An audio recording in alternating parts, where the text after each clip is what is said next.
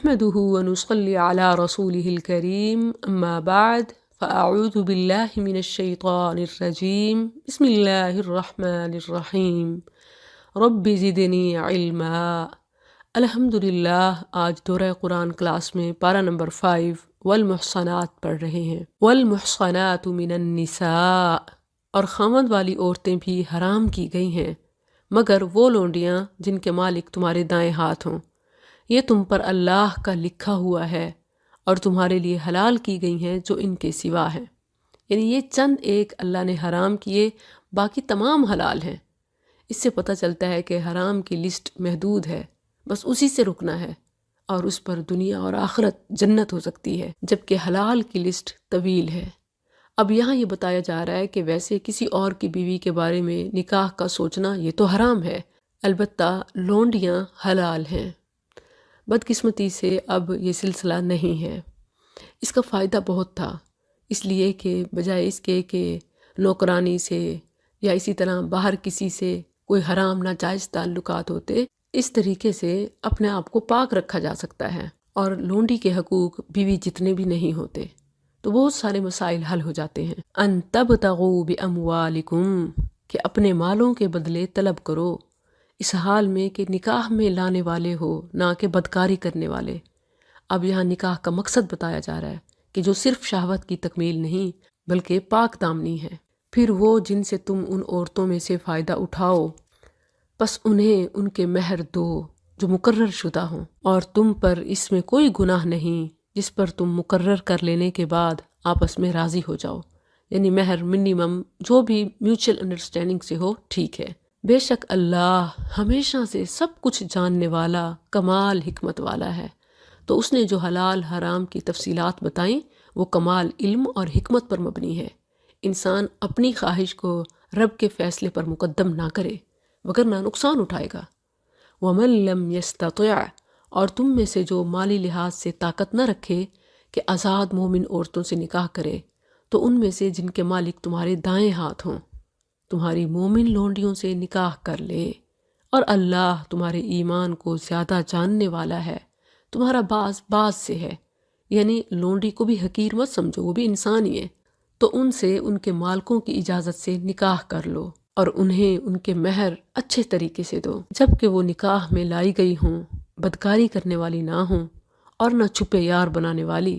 پھر جب وہ نکاح میں لائی جا چکیں تو اگر کسی بے حیائی کا ارتکاب کریں تو ان پر اس سزا کا نصف ہے جو آزاد عورتوں پر ہے، یعنی جیسے آزاد کنواری عورت بدکاری کرتی ہے تو اس کی سزا 100 کوڑے ہیں، اور اگر لونڈی بدکاری کرے تو اس کی سزا 50 کوڑے ہیں۔ ذَلِكَ لِمَنْ خَشِيَ الْعَنَتَ مِنْكُمْ، یہ اس کے لیے ہے جو تم میں سے گناہ میں پڑنے سے ڈرے، اور یہ کہ تم صبر کرو تمہارے لیے بہتر ہے، اور اللہ بے حد بخشنے والا نہایت مہربان ہے۔ یعنی لونڈی سے نکاح نہ کرنا ہی بہتر ہے۔ کیوں؟ اس لیے کہ منکوحہ لونڈی کی اولاد بھی اس کے مالک کی غلام ہوتی ہے، تو غلامی کا یہ سلسلہ بڑھتا جاتا ہے، اس لیے نکاح نہ کرنا بہتر ہے۔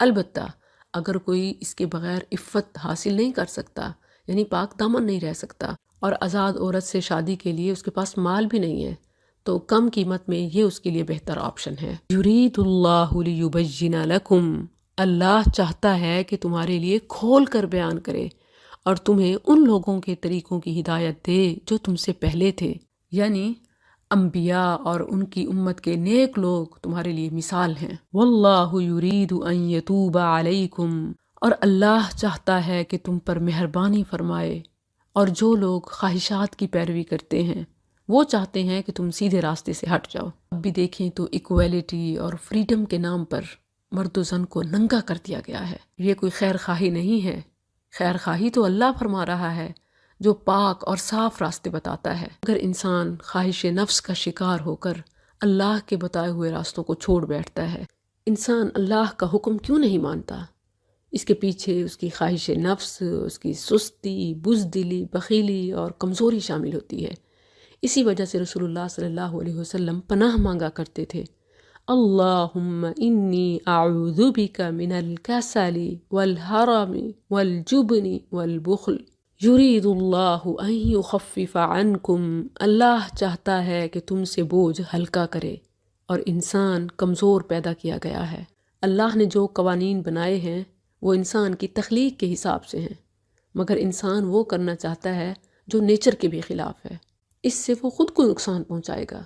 اللہ نے اس سے خبردار کر دیا، یا ایھا الذین آمنوا، اے لوگو جو ایمان لائے ہو، اپنے مال آپس میں باطل طریقے سے نہ کھاؤ، مگر یہ کہ تمہاری آپس کی رضامندی سے تجارت کی کوئی صورت ہو، اور اپنے آپ کو قتل نہ کرو، بے شک اللہ تم پر ہمیشہ سے بے حد مہربان ہے۔ یعنی لینے دینے والا اگر کسی حرام کام پر راضی بھی ہو جائیں تو یہ انسان کی حقیقی رضامندی نہیں ہے۔ کوئی بھی اپنے آپ کو آگ میں تو نہیں ڈالنا چاہتا، اسی لیے کسی کی مجبوری اور دلچسپی سے فائدہ اٹھاتے ہوئے حلال کو مت چھوڑو۔ وَمَن يَفْعَلْ ذَلِكَ، اور جو یہ کرے عدواناً، زیادتی اور ظلم سے، تو ان قریب ہم اسے سخت ہولناک آگ میں جھونکیں گے، اور یہ اللہ پر ہمیشہ سے بہت آسان ہے۔ اگر تم ان بڑے گناہوں سے بچو گے جن سے تمہیں منع کیا جاتا ہے تو ہم تم سے تمہاری چھوٹی برائیاں دور کر دیں گے اور تمہیں باعزت داخلے کی جگہ میں داخل کریں گے۔ کبیرہ گناہ وہ ہیں جن کے بارے میں قرآن و حدیث میں صاف طور پر دوزخ کی وعید آئی ہو، یا اللہ کے غصے کا اظہار ہوتا ہو، یا شریعت میں ان پر حد مقرر کی گئی ہو۔ اور سیئات وہ گناہ ہیں جن سے صرف منع کیا گیا ہو لیکن وعید نہ ہو۔ تو فرمایا کہ اگر تم کبائر سے بچو گے تو صغائر اللہ معاف کر دے گا۔ وَلَا تَتَمَنَّوْا، اور اس چیز کی تمنا نہ کرو جس میں اللہ نے تم میں سے بعض کو بعض پر فضیلت دی ہے۔ یعنی خواتین یہ نہ کہیں کہ کاش میں مرد ہوتی، یا اسی طرح کوئی بھی چیز کسی کے پاس ہو تو دیکھ کر جلسی نہیں ہونی چاہیے، بلکہ جس نے اسے دیا ہے اس سے مانگ لینا چاہیے، اپنے لیے دعا کر لیں۔ ان اللہ کان بکل شیء علیما، بے شک اللہ ہمیشہ سے ہر چیز کو خوب جاننے والا ہے۔ وَلِكُلٍّ جَعَلْنَا، اور ہم نے اس ترکے میں جو والدین اور زیادہ قرابت والے چھوڑ جائیں ہر ایک کے وارث مقرر کر دیے ہیں، اور جن لوگوں کو تمہارے عہد و پیمان نے باندھ رکھا ہے انہیں ان کا حصہ دو، بے شک اللہ ہمیشہ سے ہر چیز پر حاضر ہے۔ الرجال قوامون، مرد عورتوں پر نگران ہیں، اس وجہ سے کہ اللہ نے ان کے بعض کو بعض پر فضیلت عطا کی۔ یعنی اللہ تعالیٰ نے مردوں کو عورتوں کی سرپرستی اور نگرانی اور نگہبانی پر مقرر کیا، اس بنا پر انہیں ایک فضیلت ہے۔ اور یاد رکھیں کہ فضیلت ذمہ داری لاتی ہے، بڑا عہدہ بڑے ڈیوٹیز کو واجب کرتا ہے۔ فرمایا اس وجہ سے کہ انہوں نے اپنے مالوں سے خرچ کیا، یعنی اللہ تعالیٰ نے ان کے خرچ کرنے کی وجہ سے، خواتین کی ذمہ داری اٹھانے کی وجہ سے انہیں ایک درجہ دیا ہے۔ ظاہر ہے کہ جب آپ نے کسی سے کام لینا ہو تو اس کی اہمیت اور فضیلت تو ماننی پڑے گی، وگرنہ آپ کام نہیں لے سکیں گے۔ تو اللہ تعالیٰ نے عورتوں کے کام کروانے کے لیے مردوں کو ایک فضیلت دی۔ اب جو خواتین کے حقوق پورے نہیں کرتے وہ خود فضیلت سے بھی محروم ہو جاتے ہیں، اور معاشرے میں توڑ پھوڑ اور بے اعتمادی کی فضا پیدا ہو جاتی ہے۔ اب نیک عورتوں کی نشانی بتائی، فالصالحات قانتات، بس نیک عورتیں فرما بردار ہیں، یعنی ان کے خاوند جب ان کے حقوق کا خیال رکھ رہے ہیں، ان کا نان نفقہ پورا کر رہے ہیں تو انہیں بھی فرما برداری کرنی چاہیے، حتیٰ کہ غیر حاضری میں بھی۔ حافظات للغیب، غیر حاضری میں حفاظت کرنے والی ہیں، اس لیے کہ اللہ نے انہیں محفوظ رکھا۔ اور وہ عورتیں جن کی نافرمانی سے تم ڈرتے ہو سو انہیں نصیحت کرو، اور بستروں میں ان سے الگ ہو جاؤ اور انہیں مارو۔ یاد رہے کہ یہ مار بالکل لاسٹ میں آیا ہے، اور جو ضرب ہے یہ بھی بالکل معمولی ڈرانا دھمکانا اور اشارہ یا ٹچ اس کو کہتے ہیں، نہ کہ تشدد، مار پیٹ، اس کی ہر کسی اجازت نہیں ہے۔ رسول اللہ صلی اللہ علیہ وسلم کے کئی فرامین ہیں، آپ نے بعض ناگزیر حالات میں مارنے کی اجازت دی۔ جب آپ صلی اللہ علیہ وسلم کے پاس مرد بہت شکایات لے کر آئے کہ ہماری بیویاں ہمارا کہا نہیں مانتی، اور ہم ان کے ہیں کہ خادم ٹھہرے، سارے کام پورے کرتے ہیں اور ان کی تمام ذمہ داریاں اٹھاتے ہیں، مگر وہ ہماری کوئی بات مانتی ہی نہیں ہے، ہماری عزت کرتی نہیں ہے، تب رسول اللہ صلی اللہ علیہ وسلم نے اجازت دی۔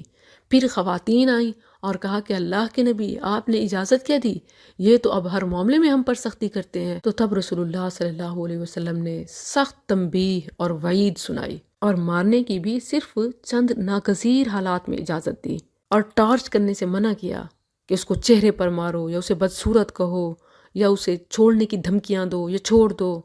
فرمایا چہرے پر مت مارو، اسے بدصورت نہ کہو اور اسے مت چھوڑو مگر گھر میں، اور فرمایا تم میں سے کوئی اپنی بیوی کو اس طرح نہ مارے جس طرح غلام کو مارتے ہیں، پھر دن کے آخری حصے میں اس سے ریلیشن بھی کرے گا۔ اب یہاں دیکھیں اسلام نے عورت کے احساسات کی کتنی قدر کی کہ جب تم ان کے احساسات کو، جذبات کو مجروح کرو گے، دن بھر ان سے سخت بیہیو کرو گے، تو رات کو پھر ان کے ساتھ تعلق قائم کرنے کے کیسے مجاز ہوں۔ اب دیکھیں کہ عورت نے اسلام کے ان حقوق کی قدر نہیں کی اور اسلاموفوبیا اور لبرل اور مفاد پرست طبقے کے ہاتھوں میں کھلونا بن کے رہ گئی اور کہنے لگی کہ میرا جسم میری مرضی، بھول گئی کہ اس کے خالق نے اس کے جسم کی حفاظت کے لیے ہی نگران مقرر کیے ہیں، تو مصالحت سے زندگی کو آسان اور خوشگوار بنایا جا سکتا ہے، مقابلہ کر کے نہیں۔ فَإِنْ أَطَعْنَكُمْ، پھر اگر وہ تمہاری فرما برداری کریں، فَلَا تَبْغُوا عَلَيْهِنَّ سَبِيلًا، تو ان پر زیادتی کا کوئی راستہ تلاش نہ کرو، بے شک اللہ ہمیشہ سے بہت بلند، بہت بڑا ہے۔ وَإِنْ خِفْتُمْ، اور اگر ان دونوں کے درمیان مخالفت سے ڈرو تو ایک منصف مرد کے گھر والوں سے اور ایک منصف عورت کے گھر والوں سے مقرر کرو، اگر وہ دونوں اصلاح چاہیں گے تو اللہ دونوں کے درمیان موافقت پیدا کر دے گا، بے شک اللہ ہمیشہ سے سب کچھ جاننے والا، ہر چیز کی خبر رکھنے والا ہے۔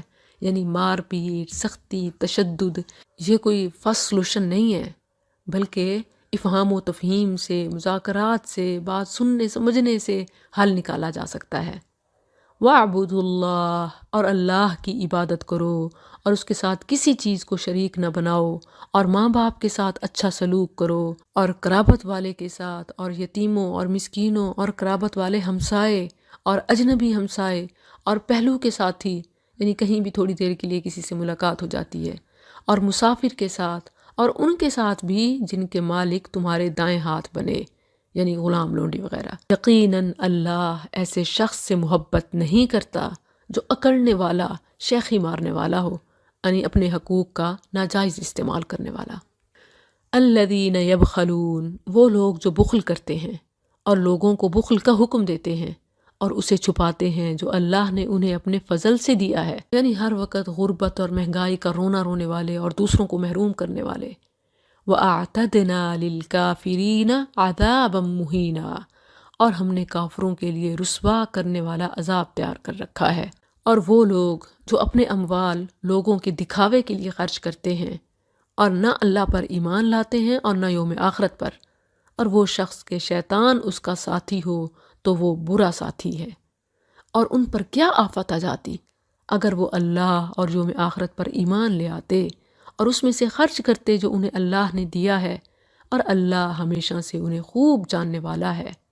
بے شک اللہ ایک ذرے کے برابر ظلم نہیں کرتا، اور اگر ایک نیکی ہوگی تو اسے دگنا کر دے گا اور اپنے پاس سے بہت بڑا اجر عطا کرے گا۔ فَكَيْفَ إِذَا جِئْنَا، پھر کیا حال ہوگا جب ہم ہر امت سے ایک گواہ لائیں گے اور تجھے ان لوگوں پر گواہ لائیں گے، یعنی اتنی گواہیوں سے انسان کیسے بچ پائے گا، اسی لیے عمل ہی ٹھیک کر لے۔